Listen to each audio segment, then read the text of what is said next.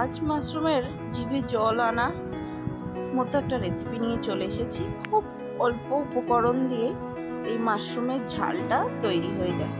তো চলুন, নমস্কার, আমি দেবশ্রী। আমার চ্যানেল কুক উইথ দেবশ্রীতে সকলকে স্বাগত জানাই। আজ আবারও চলে এসেছি। আজ করব মাশরুমের ঝাল। এই রেসিপিটা খুবই অল্প উপকরণে হয়, আর রেগুলারের ঘরে যে সমস্ত মশলা থাকে সেই দিয়েই তৈরি হয়ে যায়। তো মাশরুমটা আমি খুব ভালো করে ধুয়ে ছাড়িয়ে নিয়েছি। ওপরের, এটা বাটাম মাশরুম, এটা ওপরের অংশটা একটা ছাল মতো আছে, সেটা ছাড়িয়ে নিয়ে কেটে নিয়েছি।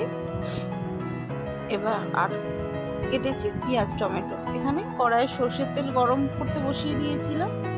এই রান্নাটা আমি সর্ষের তেলেই করব, তাতে স্বাদটা আরও বাড়ে। আপনারা চাইলে সাদা তেলেও করতে পারেন। তো প্রথমে সর্ষের তেলটা গরম করে তার মধ্যে মাশরুম আর পেঁয়াজটা দিয়ে দেবো। এরপর স্বাদ মতো লবণ দিয়ে দিচ্ছি, দিয়ে খুব ভালো করে মাশরুমটাকে ভেজে নেব। এই পর্যায়ে কিন্তু প্রচুর জল বেরোবে মাশরুম থেকে।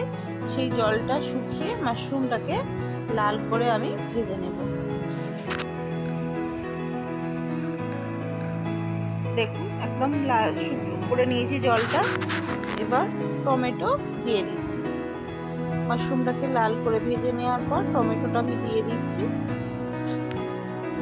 টমেটো দিয়েও একটুখানি নেড়ে চেড়ে নেব। নেওয়ার পর দিয়ে দিচ্ছি আদা রসুন বাটা।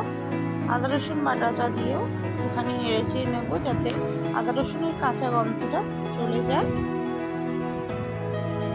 এবার দিয়ে দেবো হলুদ গুঁড়ো, রেগুলারের যে মশলা, জিরে ধনে গুঁড়ো, আর দিয়ে দেবো লঙ্কা গুঁড়ো।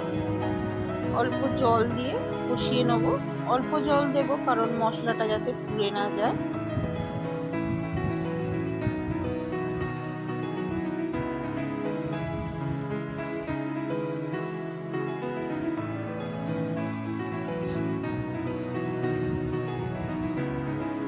খুব ভালো করে কষিয়ে নেব।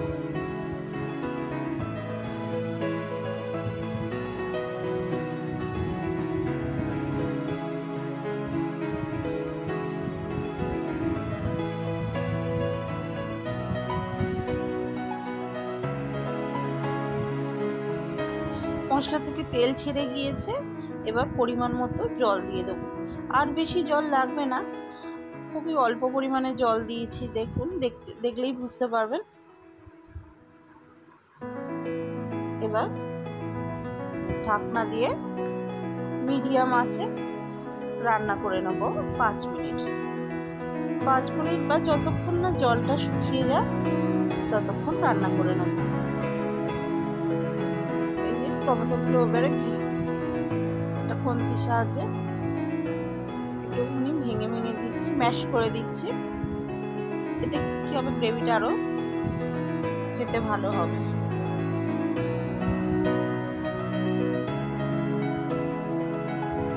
আরও একটু শুকিয়ে নেব। এটা একদম শুকনো শুকনো হবে, তাহলেই খেতে ভালো লাগবে। এই যে দেখুন, একদম শুকনো শুকনো হয়ে গিয়েছে। এবার কিন্তু নামিয়ে নেব। তৈরি হয়ে গিয়েছে আমার মাশরুমের ঝাল। তো চলুন নামিয়ে নিই আর আসছি। এই যে আমি সার্ভ করে দিয়েছি আমার মাশরুমের ঝাল।